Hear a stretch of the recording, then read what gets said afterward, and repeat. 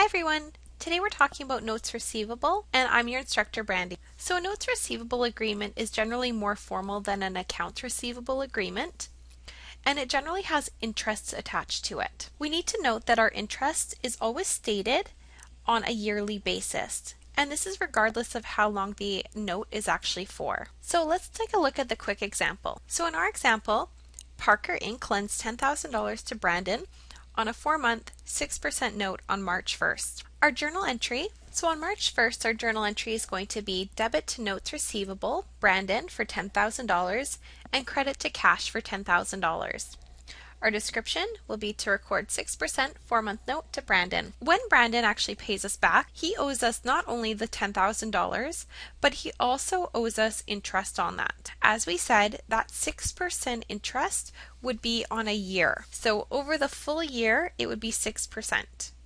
Brandon's note isn't going to be outstanding for the full year, so our interest is not going to be for a full year. So on July 1st, 4 months later, we're going to receive cash from Brandon, and let's just do a calculation of how much cash we're going to get. He's going to pay us back our notes receivable for $10,000, plus he's going to give us interest. And the interest he's going to give us will be $10,000 times the interest rate, so in this case 6%, multiplied by the time frame. And in this case, we have 4 months divided by 12 months.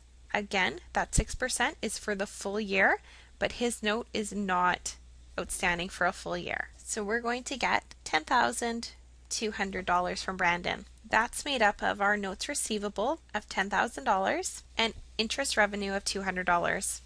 So that's a simple example of how a note receivable would work. What can add to the complication is if there's a year end in the middle of the note term. In that case, we're going to have to accrue interest on the note. So let's see how that works. So in our example, Stickers Inc. sells $20,000 worth of product to Paper Inc. on a 6-month 5% note receivable on November 1st. And the company's year end is December 31st. So we're looking at this from Sticker Inc.'s perspective. On November 1st, their debit's going to be to notes receivable from Paper Inc. for $20,000, and the credit's going to be to sales revenue for $20,000. Now, on December 31st, we have to make our financial statements for the year, and we're going to have to accrue our interest receivable from Paper Inc. So if we draw a little timeline, we see at November 1st, we're making the sale and issuing our note, and at December 31st, we need to accrue our interest.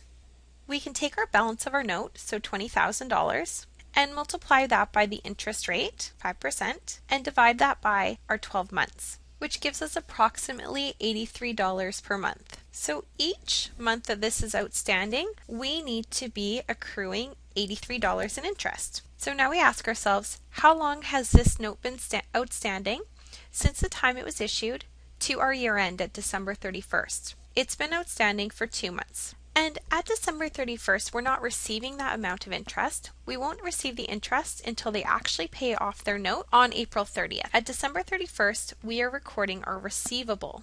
Then at the end of the note term, when we actually receive payment, we're going to calculate how much cash we get, similar to what we were doing before. If we go back to our timeline, we should be receiving $83 a month in interest times 6 months. So the cash we're receiving on April 30th when they pay off their note is going to be the amount of our note, and that was $20,000, our interest receivable from December 31st that we accrued of $166, and the remaining interest that we haven't recorded yet of 4 months times $83 a month. So altogether, we're going to be receiving $20,498 in cash. Our journal entry is going to look like this. Debit to cash of $20,498, credit to notes receivable for $20,000, credit to interest receivable for $166, and credit to interest revenue for $332. So our notes receivable is coming from this number here, the $20,000, and our interest receivable is coming from this amount here when we recorded our interest revenue at December 31st. The interest revenue that we're recording on April 30th represents the 4 months that we haven't recorded interest for yet from January 1st to April 30th. And that's how you account for notes receivable. Thanks for watching, everyone.